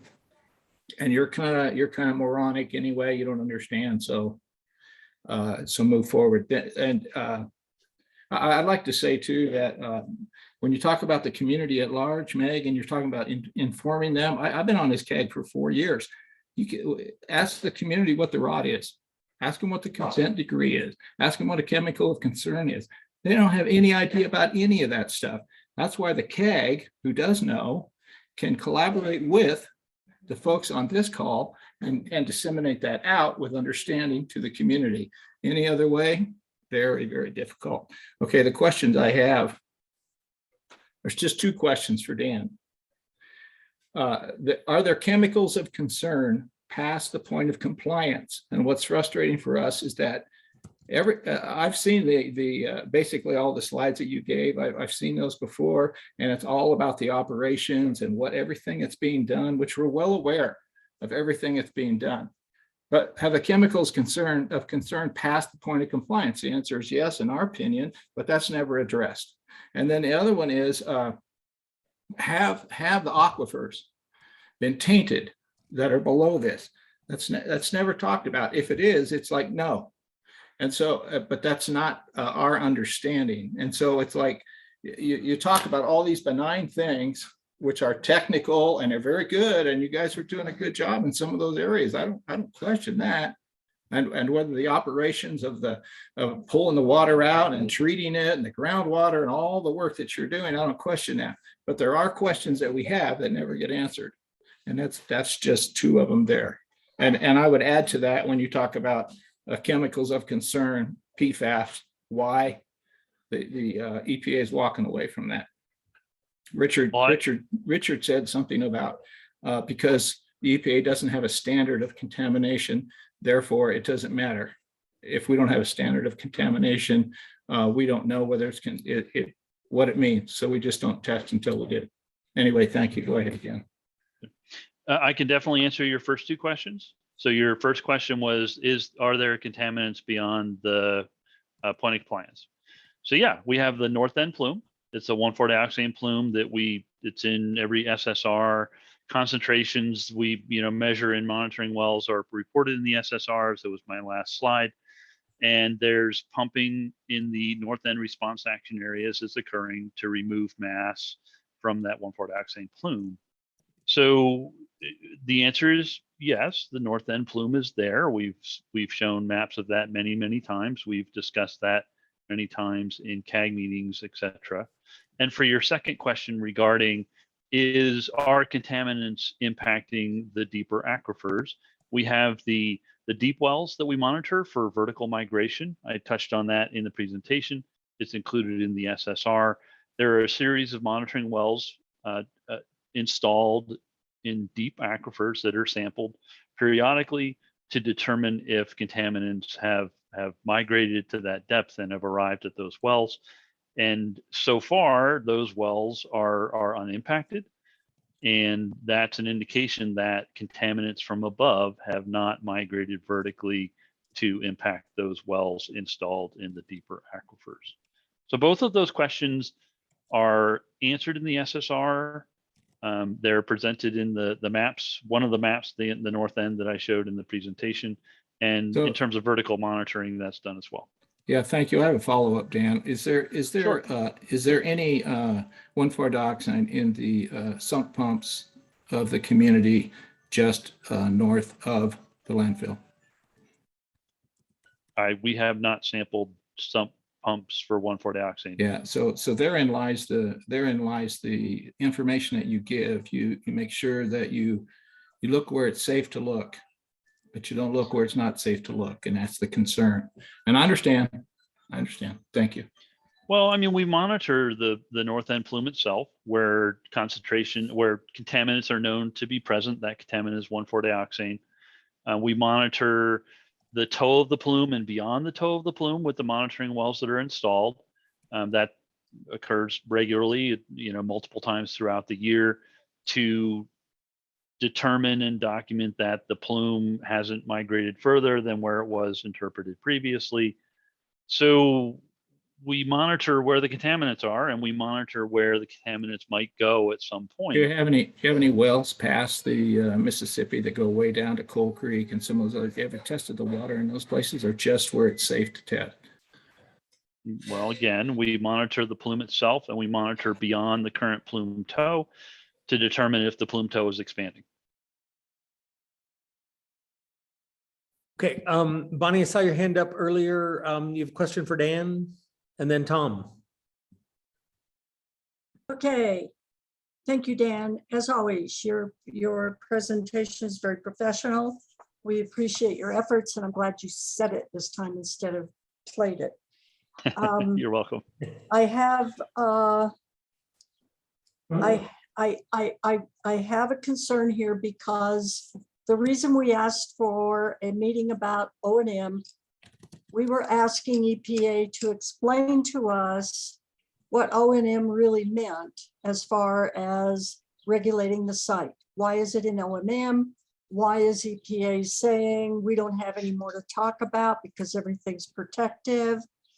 And it's important to me for people to understand that this report, this O&M report that you just read from, that you just presented on, page 64 of the report, and 65 and 63. And you know what, Dan, I'm going to apologize if I don't have the second half, but basically my point is this, that when we hear EPA's presentators say, everything is in compliance, everything is okay. And then we go in and we read things like on page 64 of the report, under 1,4-dioxane in the north boundary barrier wall area. 1,4-dioxane occurs in excess or potentially in excess of its performance standards in 5 north boundary barrier area compliance monitoring wells: B313, B326, UD, B326 WD, MW62 WDR, and MW77 WD. MW77, B326, both UD and WD, and B313 have always been problems out there. But we hear, oh, well, the numbers are dropping. Well, according to this report, it's not. And of course, you're going to go in and you're going to treat it and pump it and try and limit it. But this is always the story, and I don't understand why it's okay. Then we have on page 65, MW38. A while back, we were told MW38 was dry, and this is MW38-830N230E. And it says here, chloroform and 1,4-dioxane concentrations in monitoring well MW38-830N230E potentially exceed their respective groundwater performance standards. And so now it's flowing again. And I'm saying to myself, wait a minute, I thought that was solved. Then we go down to 9.2.4.5, tetrachloroethane in BM-11X-100N. PCE in BM-11X-100N is potentially out of compliance with increasing trend. The 10 most recent PCE concentrations in this well, and then it gives a range. Okay, so that to me, there's things moving there that shouldn't be moving. And yet when we say everything's in compliance, everything's fine, everything's protective, but I can go through this report, I can read where dioxane has increased near the north boundary barrier wall. I wanted to know how if we have increasing trends in many of the different areas, how can we say that everything is okay and in compliance? I would also like to talk a little bit about the fact that I don't know if you people realize how many years trash was deposited in where these pits are, but from the 60s until the 80s, trash was dumped in here. That's a lot of trash. And you have to remember that after a while, the trash anaerobically digests. And so just because we've shut off the injection of potable water doesn't mean the water source has been shut off, because as this trash anaerobically digests, it becomes a water source to join with the chemicals and make things move.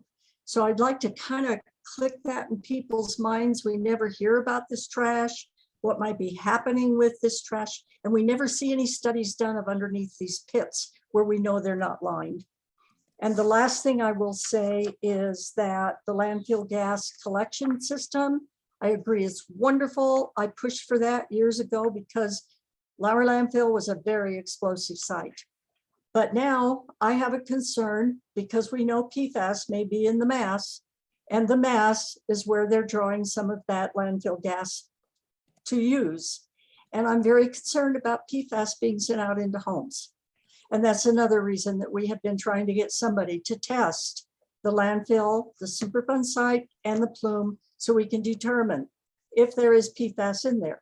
If there is, we need to think about this, and we need to think about what we can do to prevent PFAS being spread into homes through the gas that's being collected.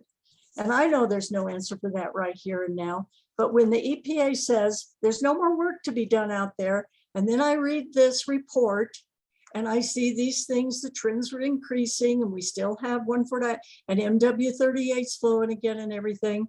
I know you go in and you try and correct it, but that doesn't change the fact things are changing. And most of the wells that we're having issues with are wells that I have been hearing about for over 30 years. And so I just want to say that that's one of the reasons that I personally am very concerned, and why we asked if we could hear, what do you mean O&M means no more work, so we don't need the CAG because EPA is not doing anything? This O&M report says you're working out there, and there are things that are out of compliance and moving towards what they shouldn't be moving towards. So I wanted to know tonight, your report was excellent, Dan, no criticism of it, but like John said, we've seen it, we hear it, but how can EPA say there's no work being done out there and no reason for EPA to be active out there? I just gave you a number of reasons why there is still working going on. So that was my point for asking for this meeting. I didn't get that answer tonight. Thank you anyway for your hard work, Dan, and I'll let somebody else speak now. Yeah, Dan, go ahead and try to jump in on any of those. It was a pretty meaty list, but do what you can with it. Well, Bonnie, you talked about compliance. In the presentation, I showed the map, which comes direct from the SSR. There are wells that are out of compliance. 8, I believe, was the total. And in each case, there's additional pumping that's going on to make sure that out of compliance condition is contained. MW38 has been operating for some time. It was first brought up and because of that compliance well, and then the sand channel was mapped. You remember that whole giant project to map the sand channel, and then site extraction wells to remove water from that sand channel. Those wells are successful in that they're causing inward flow into the sand channel and then pumping it out. We call it the bathtub, but it's essentially a very large sand lined bathtub. That well is that water is being extracted by the extraction wells, and it's more importantly on the north end being contained. So if you look at the potentiometric surface maps, the shape of the water table, you see those red arrows, which show water flowing, into the extraction wells. Gotcha. The MW38 compliance well, it has been dry on occasion. In this case, during the second half of 2021, there was sufficient water in it to sample.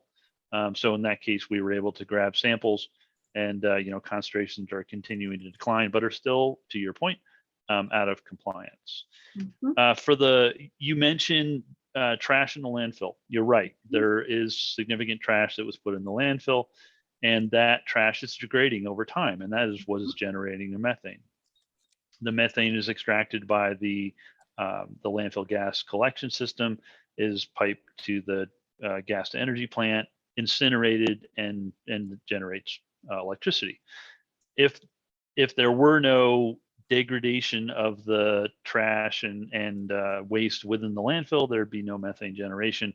So the continuous generation of methane is a great indicator that the waste in the landfill is continuing to degrade and be destroyed through, as you pointed out, anaerobic microbiological processes. Mhm. Right, I get that, Dan, but I still want to get down to the bottom line here, which we probably can't talk about tonight. But we know that the biggest source, the largest source in the United States of PFAS is landfill leachate. And I'm concerned about that. And the rest of the CAG is concerned about that. And I don't, unless you've been out testing in the area to test for PFAS there. And if you have, we'd love to see the results. But as far as I know, you're not testing for that right now. And you don't know what's in that landfill leachate en masse because you aren't testing for it. So that's a concern that we have. And yes, you are right. It is incinerated and sold as energy. However, incineration doesn't totally destroy PFAS. And so we're going to have a discussion about that. But this just further enlightens you about why I'm concerned. EPA is now saying no more work to do out there. There's a lot going on out there. And tell me, how is the average public going to understand when Meg contacts them with fact sheets and things like that? They don't know what's happening. And those on the CAG do. And that's what we've been trying to be, good about. And Meg, I got to say, you mentioned one time to Margie that you thought that we had an obligation too. I'm going to tell you, Margie was the editor of the Murphy Creek Blast. And I'll tell you what, 5 or 6 whole HOAs around here looked to that blast as the most up-to-date information about what was going on. And she always put Lowry Landfill in there. And so by golly, I think Margie's work alone was excellent. But I don't think you can reach the public like Margie's work did. It isn't as personal as the blast was. So that's it. Just giving you my concerns. And thank you, Dan, again, for an excellent presentation, but I still am concerned about PFAS. Okay, Dan, anything else? Shall I go to Tom? We're going to run out of time, but first of all, Dan, I think your presentation was very good. I think that Bonnie said a lot of the things I was going to say. The definition of compliance is that there is no contaminants of concern beyond the point of compliance. That was the original ROD decision. So as far as I'm concerned, you're out of compliance. The other is that you're concerned, PFAS are in all those things that I talked about before. You are taking methane out of the ground. PFAS does go into air and you're burning that methane, and the way you're burning it is not destroying the PFAS. So if PFAS are there, which is highly likely, you're also distributing in the air beyond the point of compliance. And so can you please tell me why you're not testing for PFAS? I can tell you why we're not testing for PFAS. It hasn't come up from the EPA nor the CDPHE. If there's a order or request to collect samples for PFAS, we'll certainly do so. There's not an order, but CDPHE has already put out 2 years ago, policy 20-1, which indicates that all sources will be responsible for not only not releasing PFAS, but for cleaning up all the PFAS that they've released, regardless of when they were released. So don't you think that's important for the EPA to address? That's up to the EPA to answer. And WSDs won't let them answer. So when are you allow us to come back and talk to you guys about this stuff in a way where we give a conversation that we get answers and we get, concerns put out and responses to those concerns when you are not going to be talking to us anymore. Again, it's entirely up to the EPA to determine what mechanisms of public outreach they utilize. That's not our decision. So if whatever they decide, we will certainly support. Right. Well, we'll tell the community that that's what you guys say. That we're willing to support EPA's lead on public outreach. I appreciate that. Okay. I'm looking for any more hands on Dan's presentation and on the technical side. Richard, go ahead. And again, we're going to run out of time here in a minute, but go ahead. I'll try to talk fast. Dan, I've got a question about the deeper possibility of contamination in the Denver aquifer. The original B504 found contamination, I think, of benzene and dioxane, but it was poo-pooed away because somebody contaminated when they were drilling and nobody wanted to flush it out to find out. So I guess they re-drill B504A, right? Yeah, great memory. So 504 was drilled through a waste pit, and the replacement well was off step to avoid the waste pit. It's something like, I think, 22 feet away or so. And then the 504 replacement, or 504A, was installed in the same vertical interval and sampled. It was not drilled through a waste pit.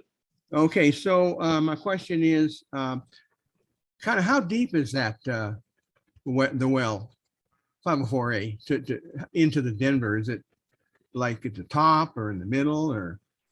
I'd have to look at the boring log. I believe Yeah. it's towards the top of the Denver. Towards the top. So was there any contamination of any chemical found down there at all? I don't think. Go ahead. Sorry, go ahead. I talked No, over no, you. no, go ahead. Okay, so 504A, I'd have to go back and look at the historic sampling records. Right now, there are no contaminants that exceed limits. Okay. Or at least last time it was a sample, which might have been a couple of years ago, because the vertical migration wells are sampled every couple of years. Again, I have to go back and look at the frequency, but they're not sampled, quarterly like the rest of the compliance. Right, and it's claimed that they're all clean, other than the 504A. But my question is then, how often is the 504A tested to see if, in fact, there's any pollution going down there? Again, I'd have to go back and look at the frequency. It's every 2 years or 5 years. Some are on one cycle and some are on the other. Okay, so when you say that no contaminants were found out of compliance, as you know, we don't buy that program. We want to know if there was any contamination found. And that means at any, say, 0.15, not 0.39 or 0.40. And so how do we find out? And I understand that the testing labs you guys use, in the reports you get the bottom line report as to what was found at 0.15, but we never get to look at that. So my question is, and it's continuing to be, we want 504A retested. We want to know if in fact there's benzene at any level, not out or in compliance, because I don't think, maybe you can answer this. Is it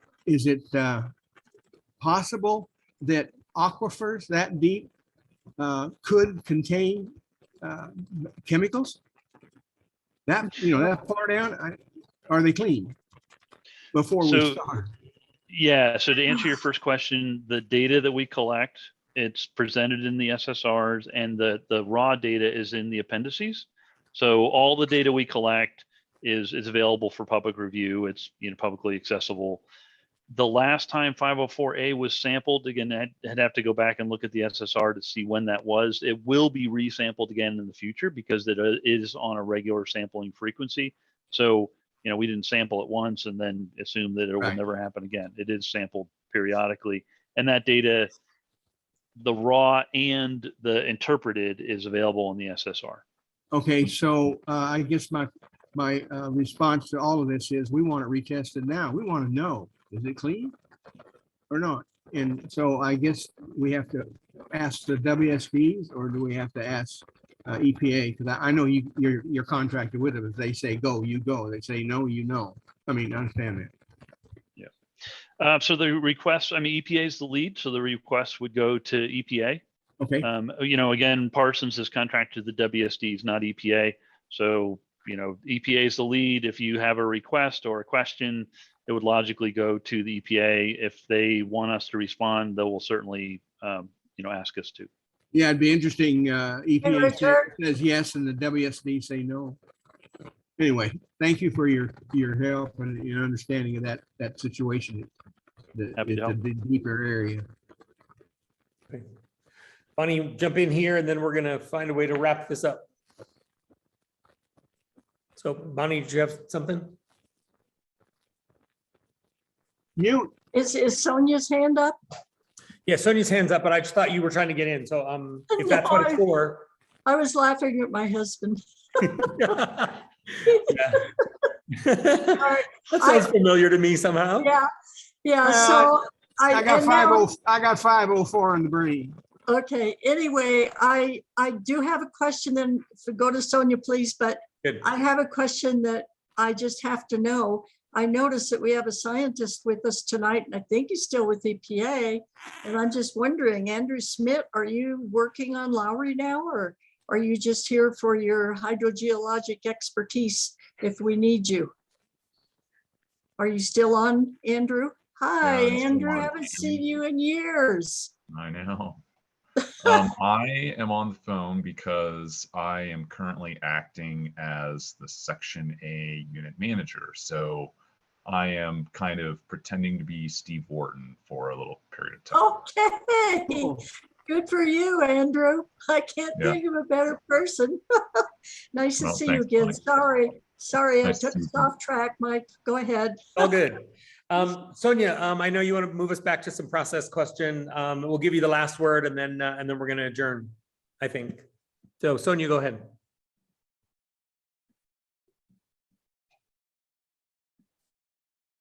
Uh-oh. You're good. Okay. So I just wanted to ask Meg to kindly close out the meeting by responding specifically to the question with some specifics regarding why the EPA decided to stop holding monthly meetings with the CAG. What is the specific basis of this decision? If you could kindly share that with us. Thank you.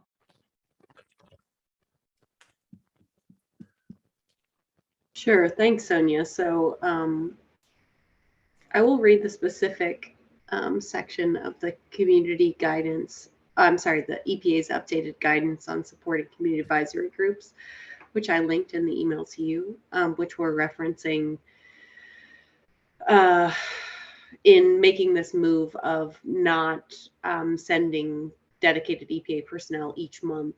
Now, I will say, if you guys, and I imagine you're going to continue to meet, if there's something that you would like us to be present for, or if there's something that we believe EPA should be present for, and you invite us to participate, that isn't to say that we won't. It's just that going forward, we are going to shift our resources towards these other community involvement actions and activities, and focus on those. Like I said, trying to engage a broader community.